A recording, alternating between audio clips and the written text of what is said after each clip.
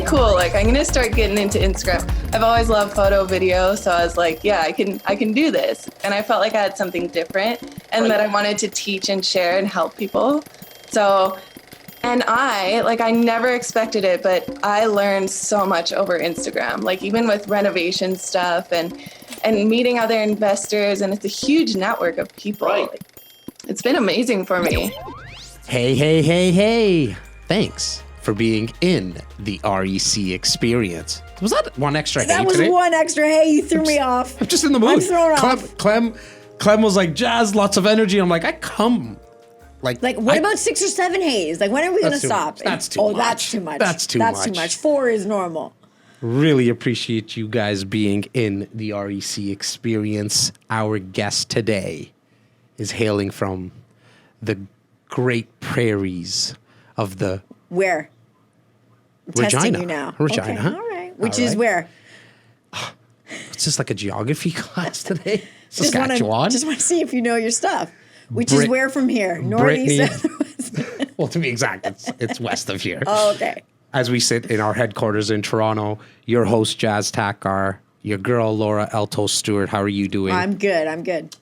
Our girl today, our guest, investor girl, Brittany Arnason, just was a firecracker to have on our podcast episode. Okay. I have to tell our listeners and watchers something. What's that?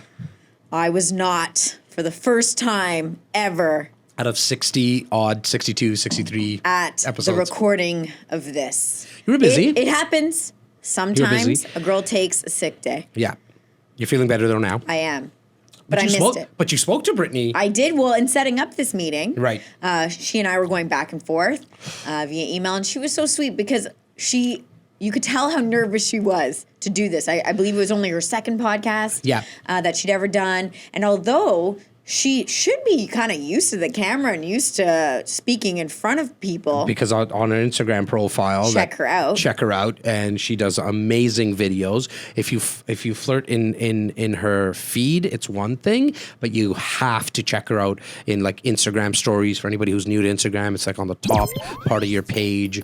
You'll see a bunch of faces of profiles, and that's kind of your stories. And they're like usually like 15-second little videos or images, but Brittany does an amazing job showcasing all that her and her partner Scott are involved in. So she, like I said, I was so surprised that she had all these questions and what are we going to talk about? And the irony is I don't have a list of questions because Jas kind of goes off the cuff and he takes the conversation wherever he feels. So I said, just be confident in knowing that whatever he asks, it's something that you do on a daily basis and you'll know the answer. But then I saw a clip from it afterwards and she nailed it. So I was like, what were you even nervous about? So she was saying the same thing to me at the start, and I've heard that before from other guests before, and I like to get into it right away because it just stops the jitters. And even me till this day, just before we get started, I get that little feeling in my stomach. But then you realize, we're just having discussions. We're just talking, as if we were sitting and having a coffee or a glass of wine, whatever. That's all it's going to be. It's funny that you mentioned that, right? Because if you go back to our early episodes, maybe season 1, we started to do video for some of them. I'm not sure if there's video for all of them, but what definitely our listeners won't be able to see is the fact that I had it's not a script, but I had jot questions. Notes for we had jot you. notes. Yeah. And what was kind of like the order of the questions. And then I would spend all this time writing down the questions, writing it up so perfectly so he could read it and he could follow it. And I was like, follow it. This question, then it's going to lead into this question. And that's a good segment to lead into this. And then guess what he would do? He wouldn't look at it, or he would start with questions at the bottom, and I'd say, "What am I even doing this for?" But then after episode 6 or 7, it was like, I can't do this anymore. Let me just go off the cuff. It was not your forte. But and I hope there's a listener out there or a viewer who's thinking about starting something, and you've heard us say this so many times in our episodes, is just be authentic, because people want to hear and see the real Jas, the real Laura, the real any Clem. of the ums. Sometimes we even take our little bloopers, if there are them, and we throw them in it at the beginning. So everyone just sees this is exactly how it is. We usually do things in one take. And same with Brittany. She was so great. One take, easy. She has now 13 doors, and we spoke about some really cool strategies that they're implementing in Regina there, and all like we actually went back to when she first signed a contract for an agreement, for an agreement of purchase and sale. I won't tell you how that kind of went. I want you to make sure that you hear it and see it. We also spoke about like what's coming up for her, and how to deal with fear, because she had a lot of it, right? And so and I know, like you, Laura, like even when you were starting in your role as director of sales. Are we talking about the phone calls? Yeah, I mean, I think that's a place to go, I right? I fear the camera and the mic less than I actually fear the phone. I just growing up, I don't know what it was. I always had a huge phobia of calling anybody. Mom, can you call my friend to invite them over? She would say, call them yourself. Like if we were ordering pizza, my sweet mother, she would try her best. She'd say, she'd finally had enough. She's like, I'm going to push my daughter outside her comfort zone. She's going to get this. And she'd say, Laura, you can't have any pizza unless you order it. And I would be like this, okay, I won't have any pizza. I want a pizza. Yeah. And then, so finally, she'd say, well, write out the script. So to me, it was like, you write, hi, I'd like to order, like, to that point. And then, ironically, who gets into the real estate business if they have a fear of phones? But what I've learned over time is, like, you kind of just got to put yourself in those situations. Yeah, your learning curve might be a little bit higher and longer than other people. But looking back now, I've come so far, right? And so I think with Brittany, just the same thing applied in her circumstance. Well, you said a magic word, right? And it got my ears ringing. You said comfort zone and doing something outside your comfort zone. I've always come to learn, right? Like everything that you want and that's exciting is right outside that comfort zone, and you need to expand it. Otherwise, you'll be somewhat stagnant. If you're stagnant, you're not growing. If you're not growing, you're dying, right? And so I think you need to push yourself outside that comfort zone, whatever it may be for you. If for you it was phone calls, for me it was really like getting in front of the camera. Like, yeah, it's funny because when we started doing you started doing some presentations. I was just from school and being in drama class and whatnot. I was much more comfortable standing up and doing a presentation than I think you were. And now to see how far you've come in such a short period of time, I'm like, now I almost look at you like I wish I had that kind of confidence. So it's amazing how far you can. But you know where the light bulb went on for me was once I kind of just let go of some of the insecurities and was like, you know what? I think people are going to like who I am if I'm just authentic, and I'm going to have a stutter, or my palms are going to be sweaty, or sometimes I can't get my words out. And I'm sure the listeners and the viewers like, comment, tell me how bad I am. Like, it's all good. But like, I think what you realize is that you don't get those comments that often. Because I put it out there. You put it out there, but also people aren't as judgmental as we all think. Yeah. They are. You know or why? At least they're not going to say anything. And you know why? Because what you learn is everyone's so busy thinking about themselves anyways. Yeah. How many times when we play these back, I'm looking at myself, I'm not looking at you. Oh, and vice versa. Yeah. You know, I'm thinking about how can I get better and all that kind of stuff. But Brittany was just an amazing person to talk to because of the stuff we just mentioned, right? Like where she was a little scared and a little nervous, but I think she was kind of over exaggerating it because she just rocked this episode. Well, I love her on social media. Please again go check her out because it's neat to see a chick doing like hands-on blue collar kind of stuff. Does all the work. All the work she does herself, and then she films it, and it's like that's cool. Like, and I'm not just talking about like doing baseboard and trims and some painting. Which we all know you can't do. You can't even hang shelves. How many times do you say that? All the time. So let alone the work that she's doing. Electrical. Yeah, she does it all. And I love the fact how diligent she is in documenting it for the world to see. And so I can't wait for you guys to see and hear this episode. As always, leave us a comment. Leave us a review, 5 preferably, but anything less, we're okay with that too. Alto, thank you. You bet. Thank you to Brittany for giving us her time. Make sure to enjoy the show. and I took your line. Why would you take my line? Because I totally forgot. I told you this would happen last time. Last time I was like, I bet you'll take it again. Yeah. I was But I waiting for didn't it. take I was waiting for it this time. I was like, My bad. and he said it. My bad. REC Experience presents Real Estate, Entrepreneurship, Leadership with your host, Jas Takhar. The REC Experience podcast is now on air. All right, guys, I'm so excited to have Brittany Arnason. And did I do that? Did I do your last name justice there, Brittany? Got it. You got it. Awesome. Guys, she's also a mega influencer and star on Instagram. If you haven't checked her out, do yourself the favor and go check her out. It's Investor Girl Britt. 2 T's at the end, right? That's right. Check her out. Brittany, thank you so much for joining me today. Well, thanks for having me, Jas.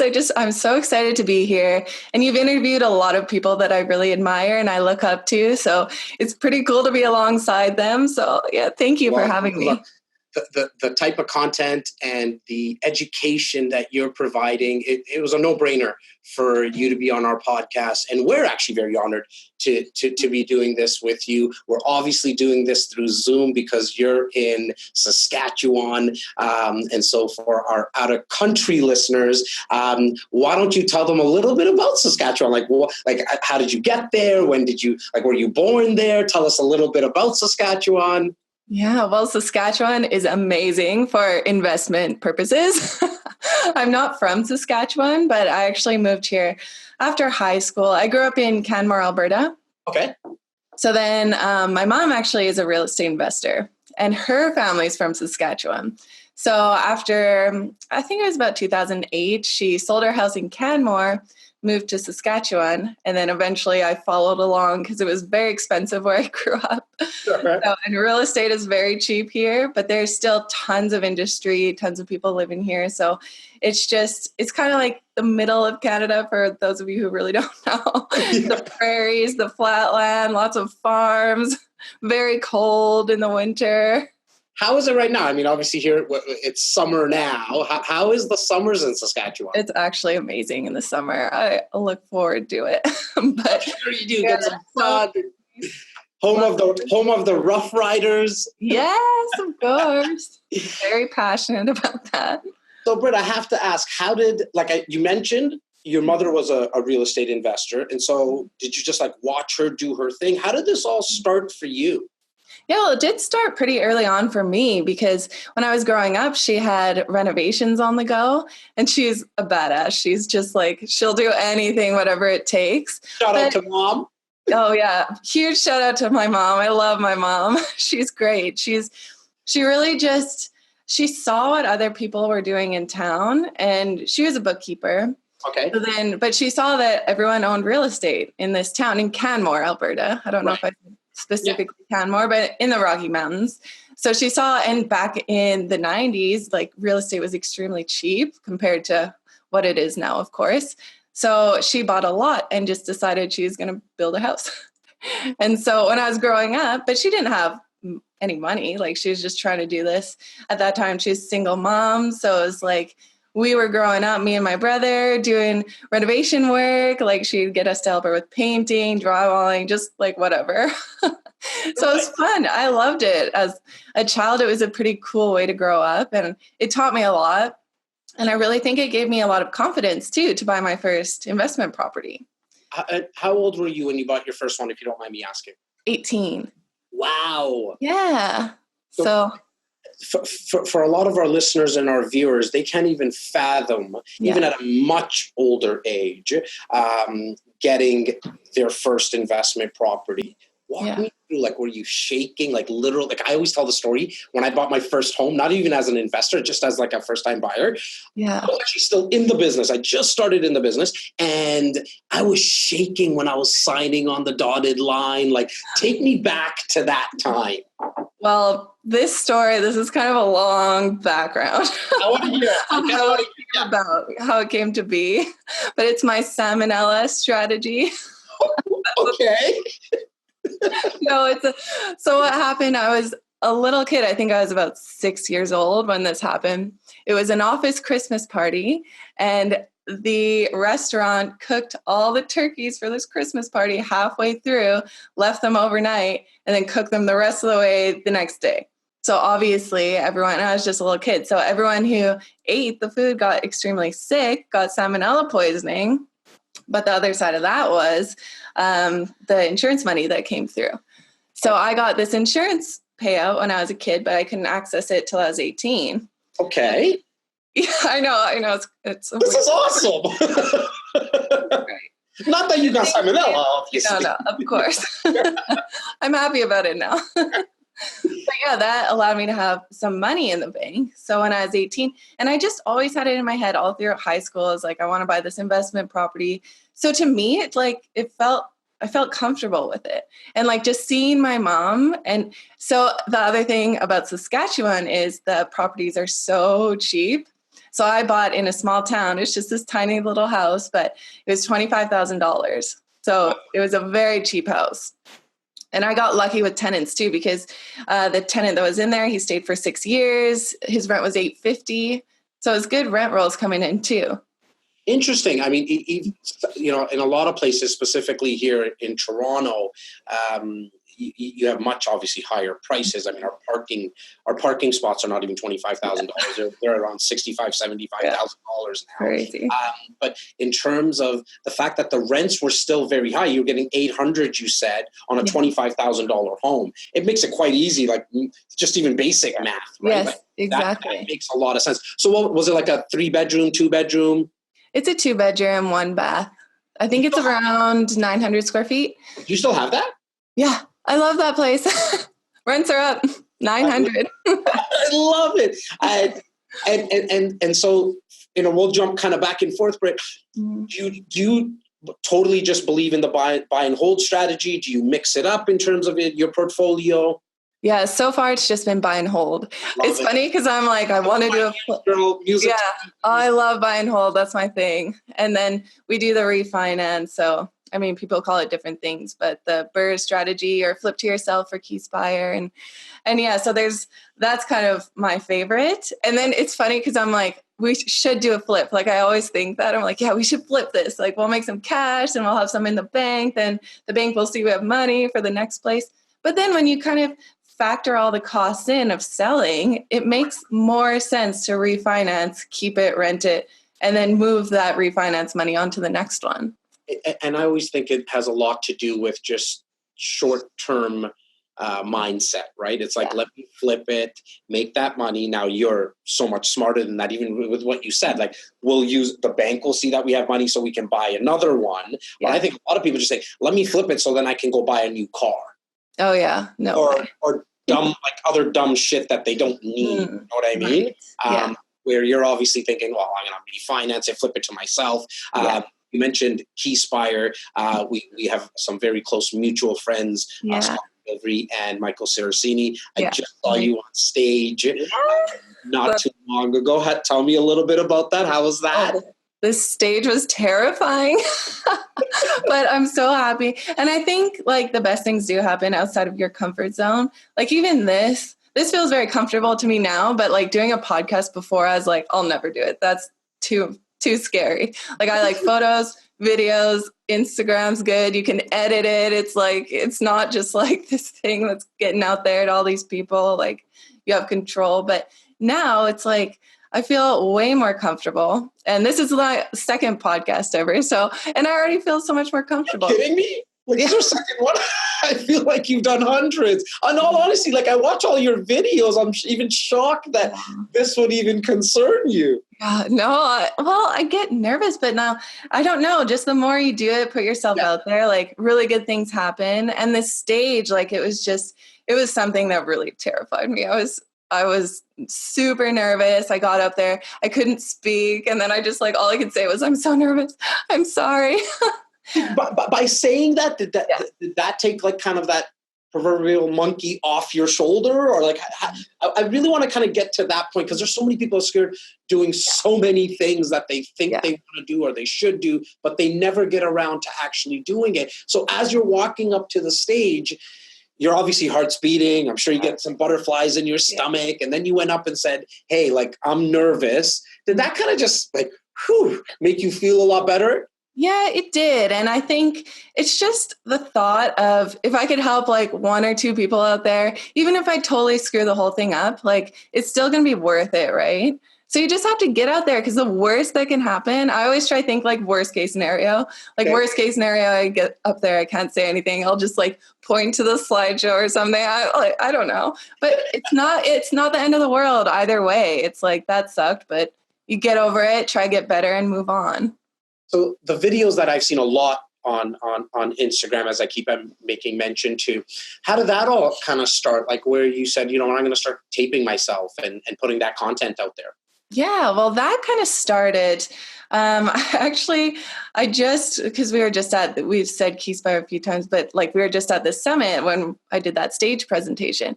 And when Dan Heon, he's a mortgage broker with Keyspire, and he kind of put it in my head to like, try get yourself out there, like do some sort of newsletter, like get some credibility. And so I tried the blog and I'm not a writer. I'm like, I don't know. So I tried it. It just was taking up way too much time. And then one of my friends was doing Instagram and she started making money through Instagram. And I was like, this could be cool. Like I'm going to start getting into Instagram. I've always loved photo video. So I was like, yeah, I can do this. And I felt like I had something different and that I wanted to teach and share and help people. So and I never expected it, but I learned so much over Instagram, like even with renovation stuff and meeting other investors. And it's a huge network of people. Right. Like, it's been amazing for me. And you're obviously using it as a huge educational tool. Mm-hmm. Right? It really is. Yeah. And look, I mean, the content that you are putting out there is so educational from so many different aspects. There's the real estate side of things. I think just other people seeing you putting yourself out there in itself is very educational because they know that Britt's just, a normal person. She puts her pants on one leg at a time and she breathes the same air as we all do, but yet she puts in the work and the effort, which, a lot of people think that there's probably some overnight successes, but you obviously know that doesn't exist. Of course. Yeah. And I think that's the thing. Like I try share my day-to-day, like on my stories and everything. And this struggles too, because it's like, it's such a highlight reel, of course. That's how social media is. And it's easy to get caught up in like, oh, like they're doing so amazing. Like, look at what they've done. And people say that to me. I'm like, no, like don't compare me. Like you can't. And I do it as well. Like I look at other people and I say, wow. And you have to just use that as motivation, maybe instead of like feeling bad about yourself. But it is a crazy world, but I think if you use it in the right way, it's super beneficial and can really like keep you motivated and ready to keep going.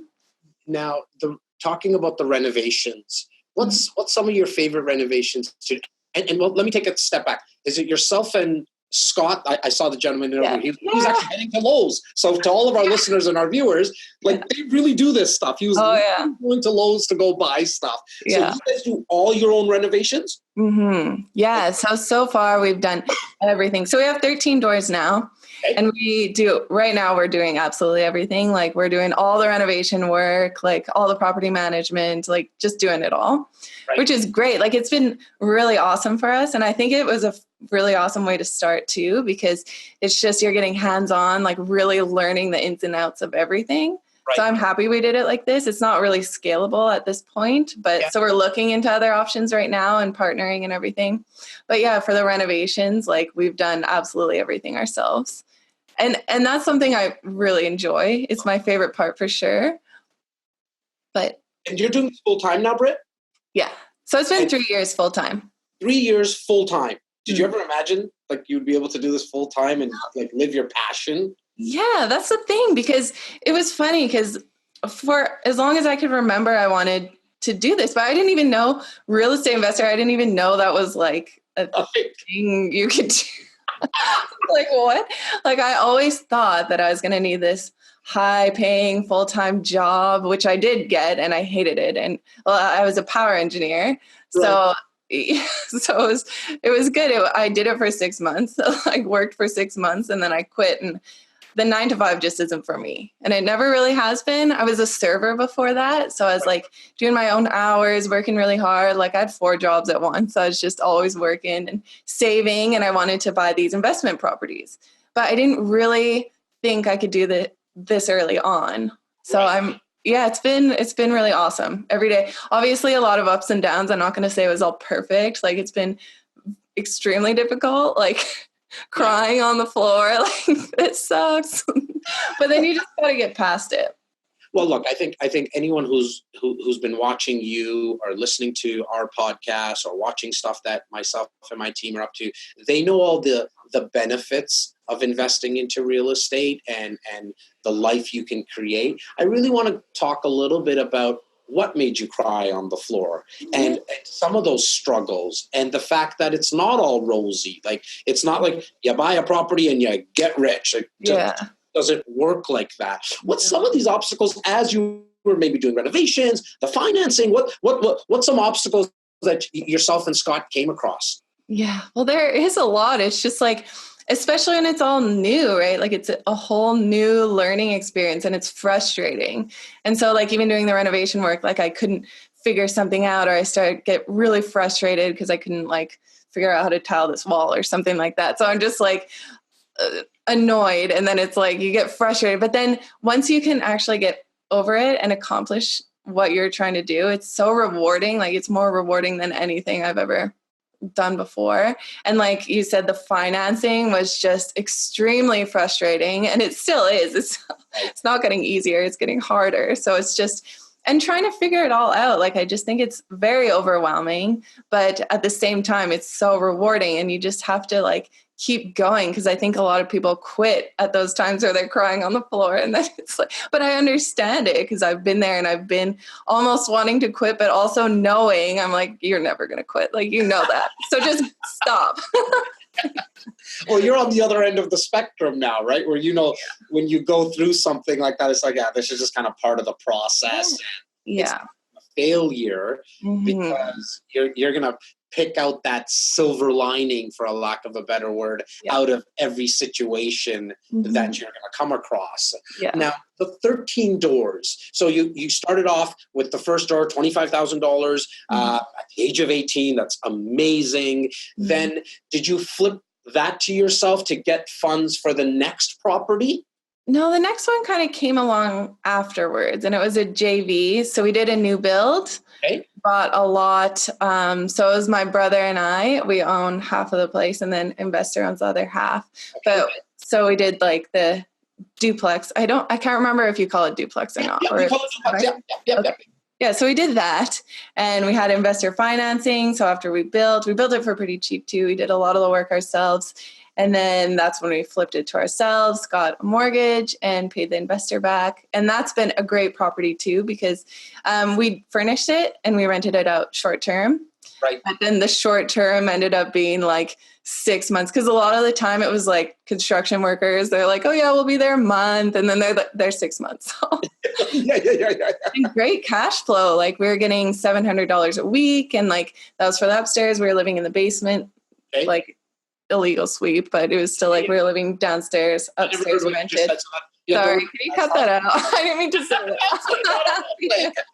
That's look, I think there's 90% of in the greater Toronto area anyways, the suites are not illegal. And so the city's trying to figure out how they can help with affordability when it comes to housing. In my opinion, they need to loosen up some of the restrictions on getting basement apartments legal.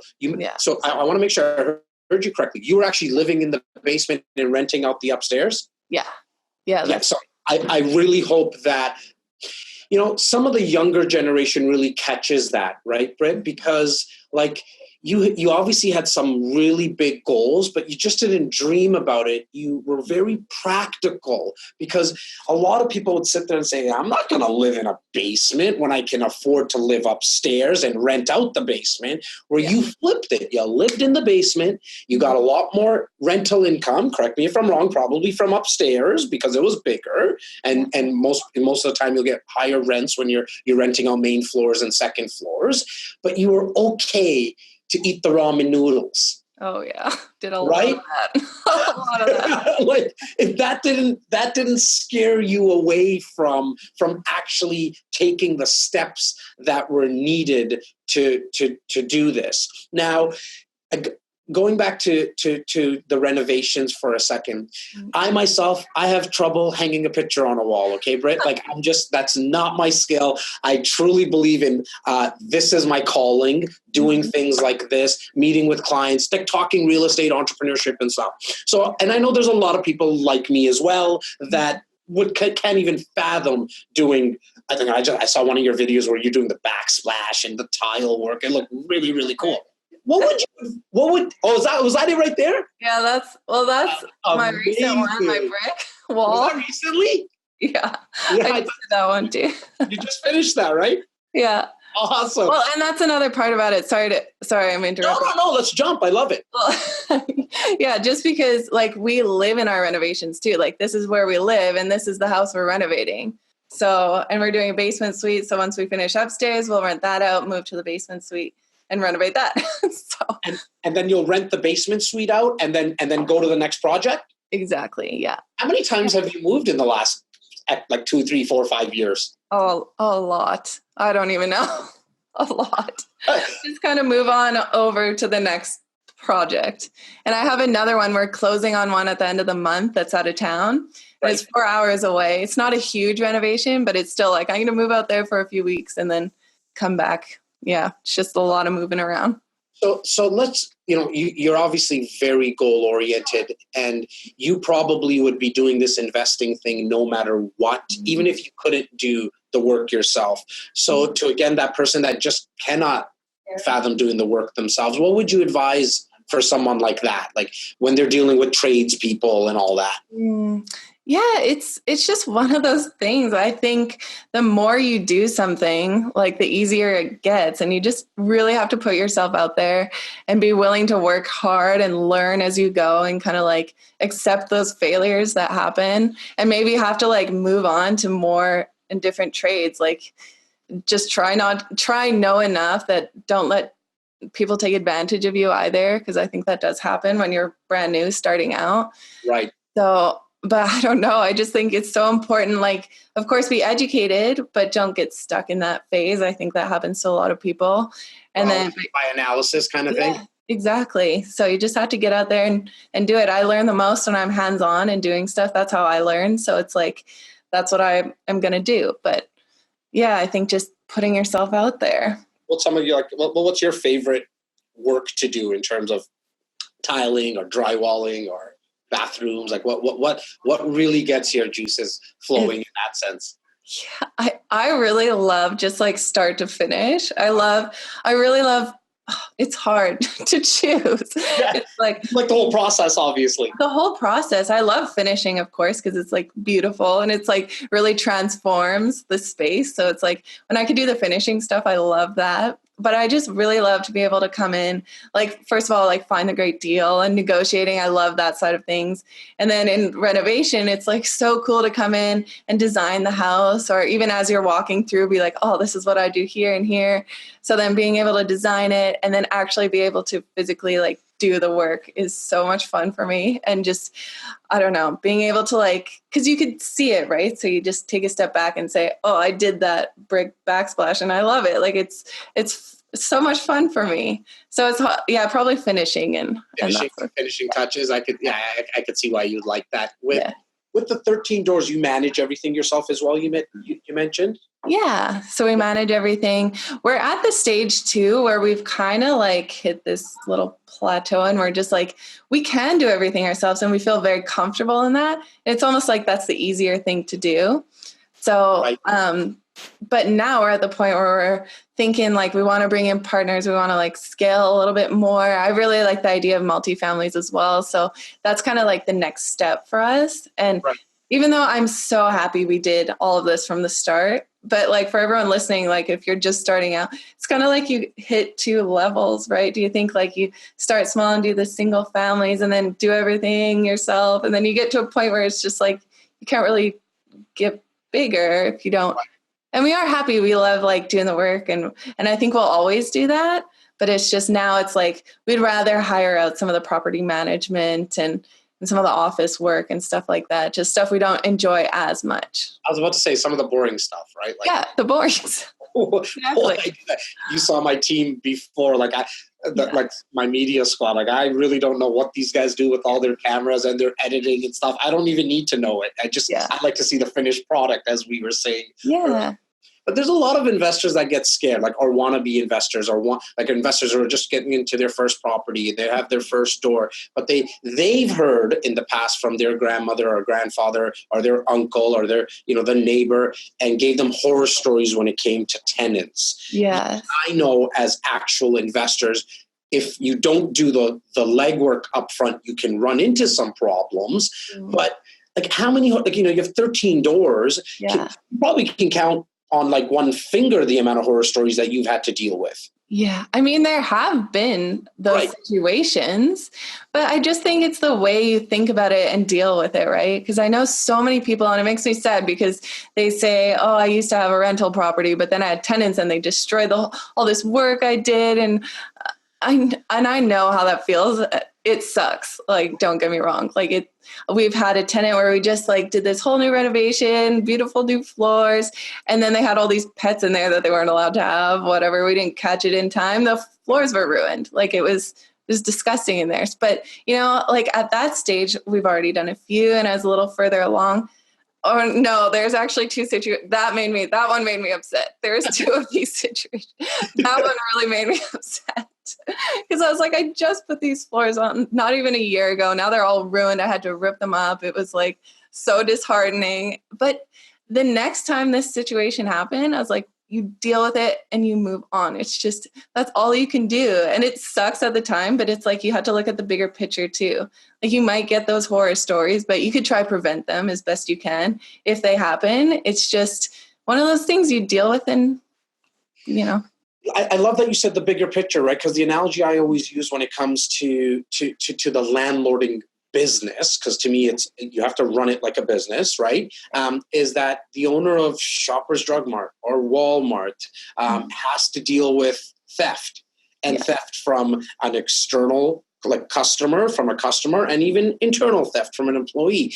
Right. And they don't shut down the store because someone stole shampoo, right? Like you look at the big picture, that the net gain is always positive because somebody stole shampoo, but you sold hundreds of thousands of dollars. With real estate, a tenant ruined your floors, but you still kept the property and you got another tenant in, values went up, and your mortgage still got paid down. Yeah, exactly. I love that because it's so true. You just have to, and it took me a while to get there. Like, I'm not saying I was there right at the start. Like, I was still another one of those crying moments. Like, why does this happen to us? And like, what am I doing here with all these properties? This is ridiculous. But then sell everything. Just sell it all. Let's quit. But you're right. Like, it's just this bigger picture mindset you have to have, because that happens. And I think it's better almost to go into it expecting that to happen. Oh, I love that. Disappointed. You're like, well, someone's going to ruin my floors eventually, so I might as well just like. Yeah, look, I mean, I with my partner, we manage a team of 25 realtors and 10 support staff. I kind of head my media squad, which in the last year has really grown. And I think about it from that perspective, right, Britt, where my expectation of them is very little. Yeah. And the reason is because because it's not that high, I'm not going to get disappointed.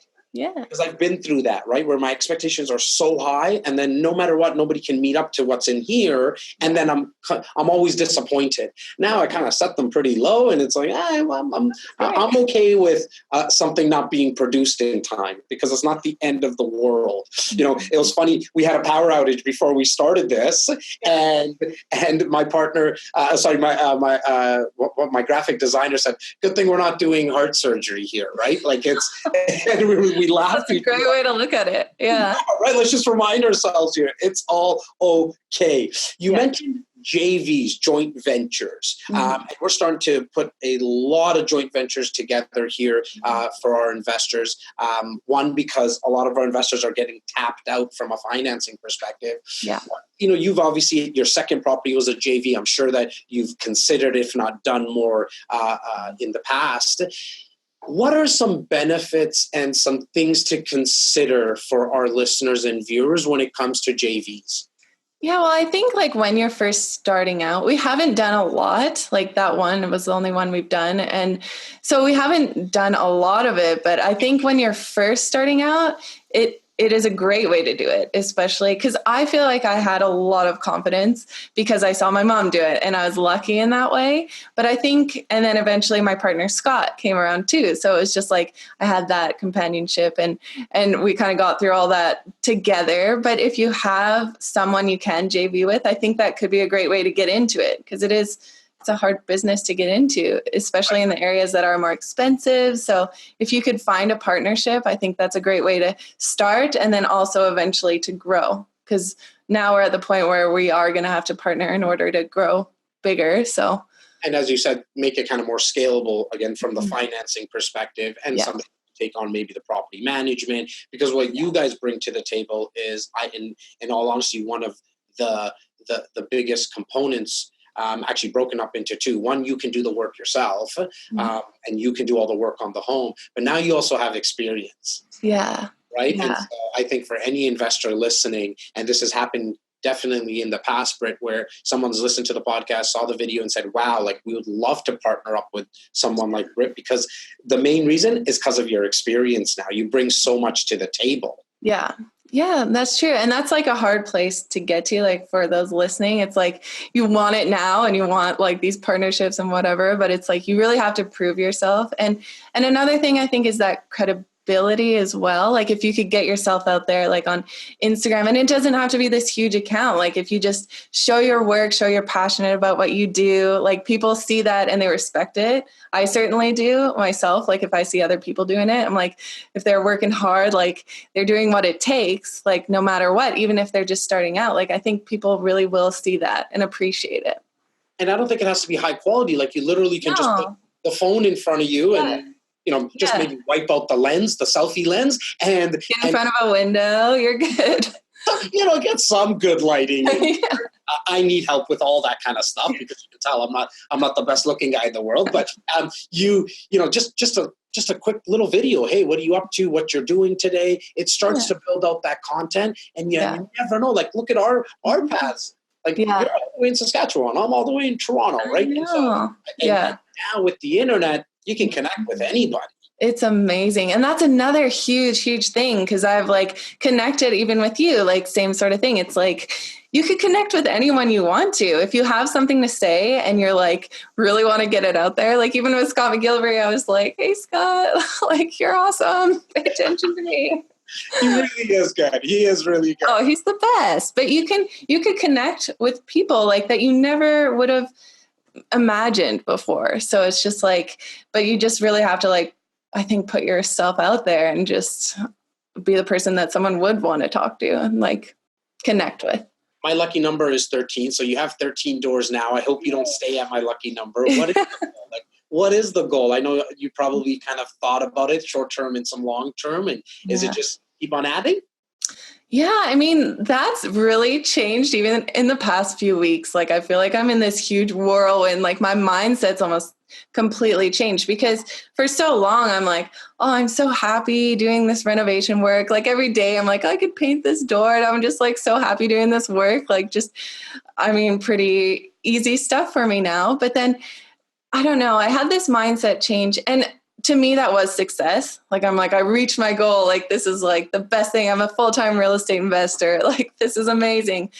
But then at the same time, I wasn't thinking really past that. I was kind of like stuck, like almost limiting myself by thinking like I've already reached my big goal. But it's like, no, like now my goal is more like to help other people. And my boyfriend, Scott, he's from Australia. So like his family's all in Australia. It's a very expensive country to go back and forth from, like for them and for us. So it's just like, I mean, eventually we had to start thinking about another like big picture thing again, but it's just like, it's true. We, in order to be able to do that sort of stuff, we need to get bigger and like do bigger things. So mindset's kind of changing. So now I'm like, I don't even know. There's a lot of opportunity out there for me right now too. So it's just kind of like navigating that because it's all very new.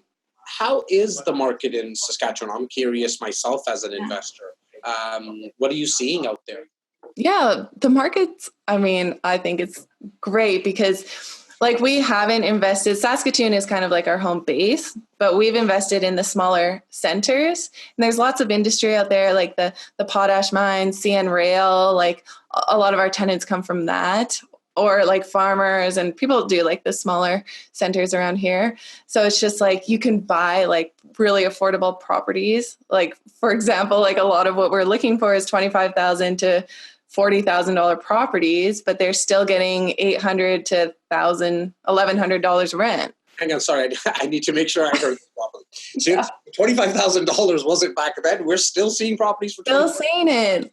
The one we're closing on at the end of the month, that one was a little more. It was $35,000, but it was like, it was this huge double garage that we're now going to be renting out for $200 a month. And then we think the main house will be getting around $850. So we're still like, the numbers are still there.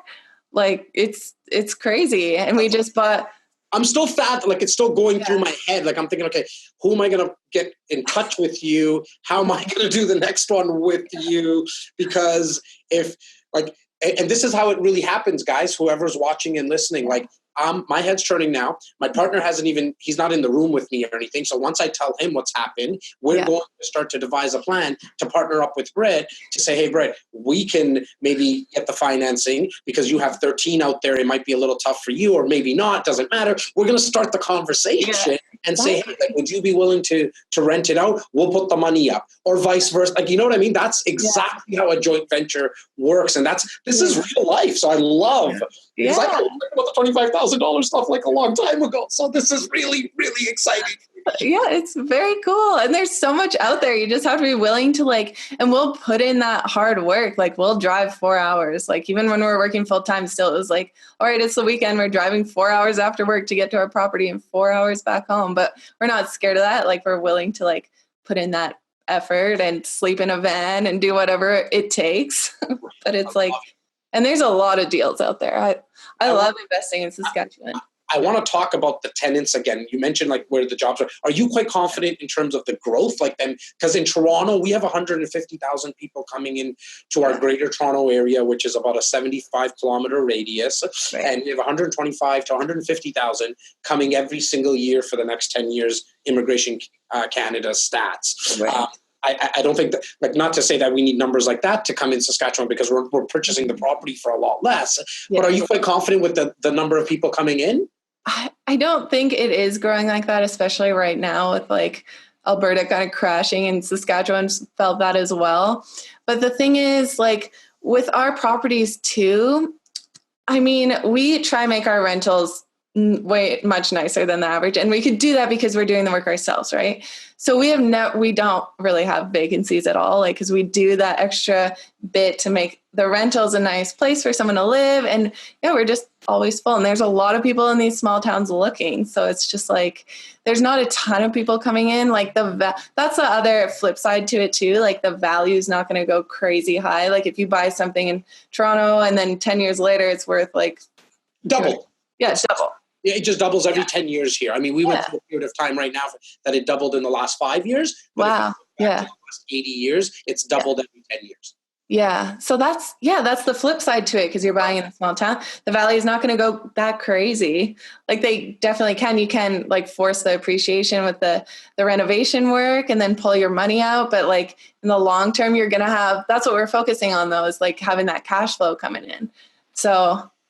And obviously you're looking to create wealth, and we've spoken about it earlier, is the real way to create that long-term wealth is just holding on to the property, right? Because it gives you so many options. Yeah. And we have bought like in some of the up and coming areas in Saskatoon, in the main city. So it's like we're buying those and holding them for a long period of time, hoping that the value will go up. So we're kind of doing a bit of both, like the high cash flowing places in smaller areas, and then the ones that are going to, we hope, go way up in value, like in the future.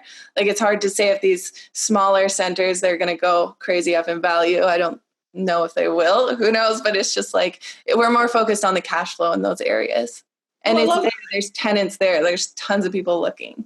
And so I love that, because you're looking at really black and white numbers from that sense, right? There's really no speculating going on. You know that you're going to be able to rent it out, not much vacancy, and here's the numbers: purchase for $35,000, rent it out for $800 to $900 a month, and you're able to also force the appreciation with all the work that you guys are putting in.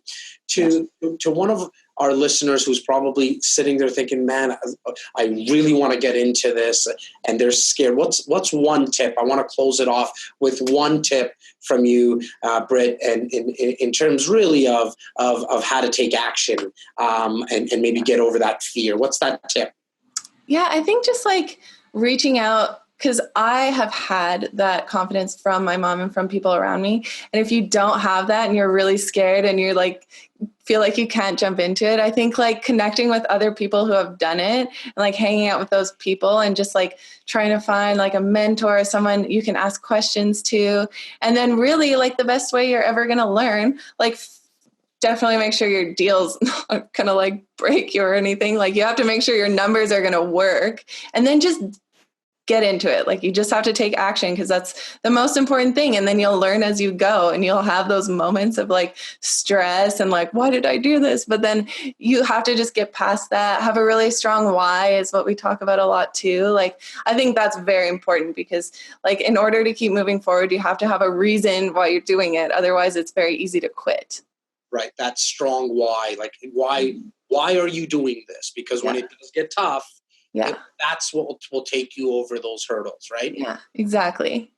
Britt, I can't wait for a book to come out, book by Britt or something like that, because like it needs to, because you have so much experience, like right from the macro perspective, as majority of our conversation was today, but also we got into a lot of the dirt, and no pun intended, because I know you work in a lot of the dirt. Yeah, in it right now.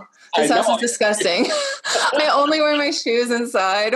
Like, I love it. And so I really hope that not that you need to write it, because like myself, we're not writers, but we can find one, because I really think the world, not the country, the world needs to hear more of you and see more of you, because you really are an inspiration to so many. Oh, I really appreciate that. It's still like crazy for me to hear, but like, yeah, that's great. Thank you. How do people find you? I mean, I've given the shout out to the Instagram and stuff. I mean, please do that again. But where else can people find you? If they want to get a hold of you, how do they do that?